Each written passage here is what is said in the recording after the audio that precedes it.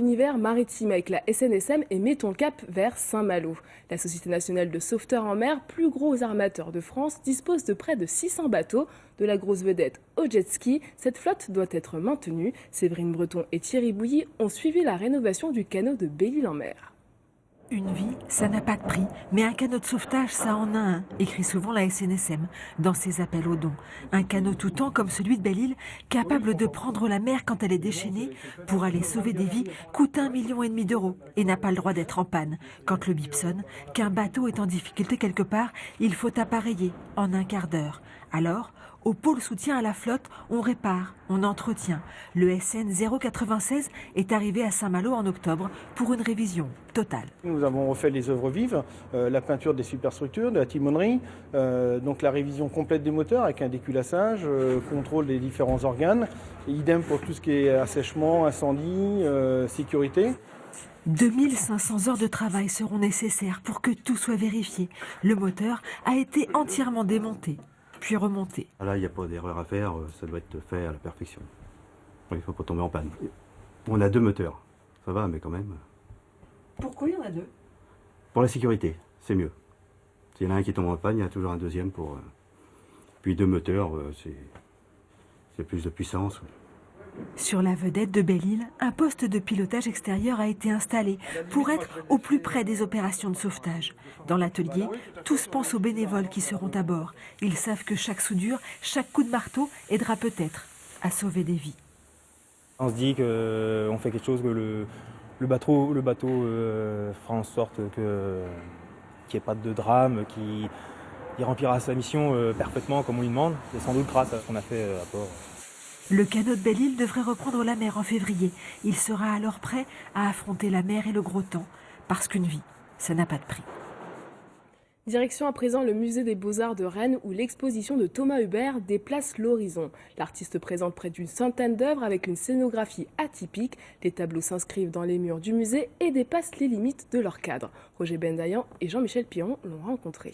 Chaque fois, si je commence à faire une peinture, la sensation que j'arrive à ouvrir cette surface fermée par ma couleur. Alors, une mise en abîme du tableau dans le tableau dans le tableau. Thomas Hubert est un grand peintre qui associe la mise en scène à son discours théorique sur l'art. Et le rouge beaucoup plus près. C'est la même chose avec le pupitre. Là, vous pouvez dire vous êtes dans la situation du public. Alors il y a une zone bleue et une zone rouge et ils sont juste partagés par une frontière.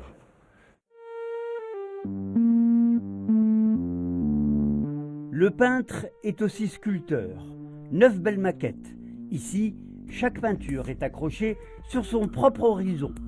L'horizon comme un point de fuite qui donne une perspective. L'horizon est quelque chose de grande importance pour moi parce que là, sur cette ligne, se trouvent tous les points de fuite. Et le point de fuite est important pour la construction de la perspective. Et aussi, la ligne de l'horizon, c'est la frontière où commence le visible et finit l'invisible. Alors qu'on ne voit presque que un voyage en bateau sur la mer. C'est la représentation de ce tableau.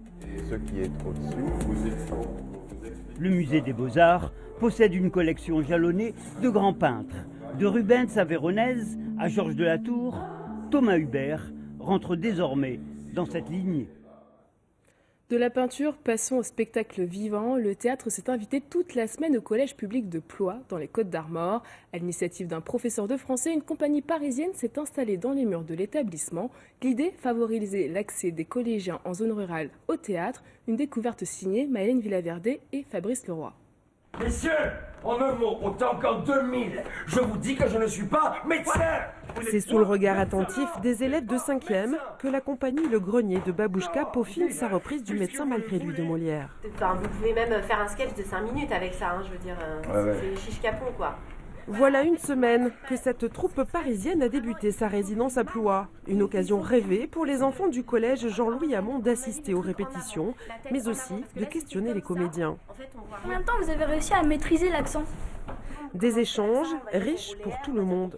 C'est de toute façon toujours enrichissant d'avoir les questions des enfants sur pourquoi, du comment, enfin voilà, c'est hyper agréable. Puis c'est vrai qu'on est dans un cadre ici qui est quand même vraiment top quoi.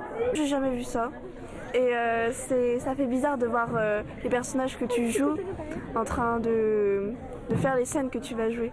Car les collégiens préparent également des scènes du médecin malgré lui pour la kermesse de fin d'année. Cette semaine, ils ont donc pu compter sur l'aide des professionnels. À toi, allez. Bien, qui a-t-il là de ces finesses ?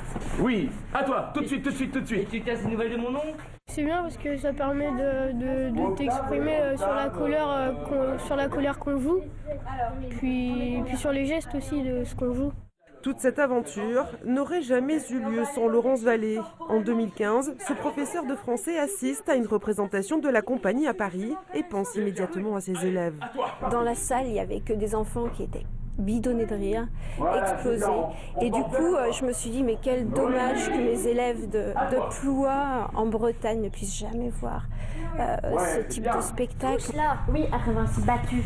Cela n'est rien. Touche. Paris réussi. 2 représentations du médecin malgré lui sont d'ores et déjà prévues le 24 mars prochain à Ploie. C'est la fin de cette édition, merci de nous avoir suivis. Dans un instant, la météo, il sera question bien sûr des avancées de la tempête pour la nuit prochaine. Puis vous retrouverez soit votre édition locale iroise, soit itinéraire culture. Votre prochain rendez-vous d'information dans le Soir 3. Très belle soirée, à demain.